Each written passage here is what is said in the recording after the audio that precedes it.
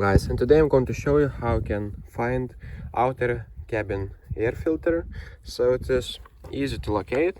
Just go up to the ladders, and right here in this section you'll see this yellow button. Just pull it out and rotate it. It's kind of hard to do, but as you can see, this is the air filter, the outer one. And if you want to close, again, do like this. Make sure it matches perfectly. Just rotate a little bit and smash this yellow tab and make sure it sits right. And the inside cab, you'll see here there is the grain tank window upper right here.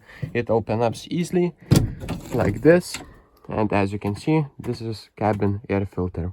So that's how you change your cab air filters. So thank you guys for watching.